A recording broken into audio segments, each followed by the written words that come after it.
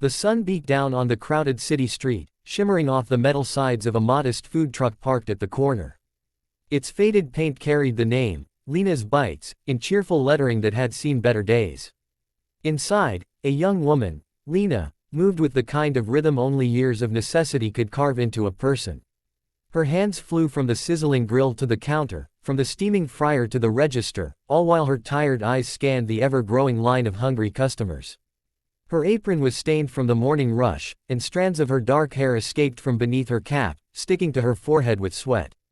Yet she kept moving, her soft voice repeating order after order, scribbling notes, flipping patties, and handing out paper trays with a tired but genuine smile. For Lena, this food truck wasn't just a job, it was survival. Every sandwich, every taco, every dollar mattered. Her family depended on it. She had no time for small talk, no time for looking closely at faces in the crowd. Everyone in line was just another customer, another transaction that kept the wheels of her struggling world turning. Amidst the laughter and chatter of customers waiting, one man stood out, but not because Lena noticed him. He was tall, wearing a perfectly tailored navy suit that somehow looked untouched by the summer heat. His polished shoes gleamed, his watch caught the light, and his posture carried the kind of quiet authority that money and influence naturally bestowed. Yet, here he was, patiently standing among ordinary workers and college students waiting for lunch. Others in line stole quick glances at him, whispering under their breaths. Who was this man who looked more suited to a boardroom than a sidewalk food truck? But Lena didn't notice. She was too busy pouring lemonade into plastic cups and calling out numbers. "Order 27, she shouted, her voice carrying above the noise. The man in the suit didn't step forward. He wasn't number 27. He simply adjusted his cufflinks and waited, watching her with an expression no one else caught. Something soft, nostalgic, almost wistful. As the minutes passed, Lena grew more worn, her movements a little slower. Her eyes burned from lack of sleep, but still she forced a smile for the next customer. When she finally looked up, it wasn't at him. It was at the young college kid after him, asking if he wanted extra sauce. By the time the suited man stepped forward, she was too drained to look beyond the transaction. To her, he was just another hungry stranger. "Next," she said mechanically, barely glancing at his face. "What'll you have?" He didn't answer right away. Instead, he leaned forward, resting one hand casually on the counter. His presence was commanding, enough to draw Lena's attention even in her exhaustion. She finally looked up, irritation flickering across her face for just a second, until her eyes met his. The man smiled faintly, lowering his voice so only she could hear. "Still remember me?" Lena froze, her hand hovering above the cash register. The words pierced through her fatigue like a lightning bolt, pulling her backward in time. Her eyes widened, and for a moment, the bustling street, the sizzling grill, and the impatient line behind him all blurred into silence. Her mind scrambled to process. His face, sharper now, more mature, framed by success, was one she hadn't seen in years. But the eyes, those familiar, steady eyes, deep brown with a hint of mischief, were unmistakable. Her fingers fumbled, knocking a spoon off the counter with a clatter. A customer behind him coughed impatiently, but Lena didn't hear.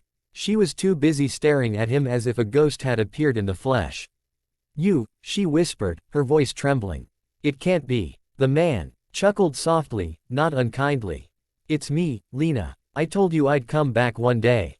The flash of memory was sharp. Two teenagers sitting under the shade of an old tree behind their high school, sharing dreams they never believed could come true. He had been the boy who gave her his sandwich when she didn't have lunch, the one who believed in her when the world told her she wouldn't make it. And then, one day, he was gone. Life had pulled them apart. She stayed behind, trapped in a cycle of survival, while he disappeared into a future she could never touch.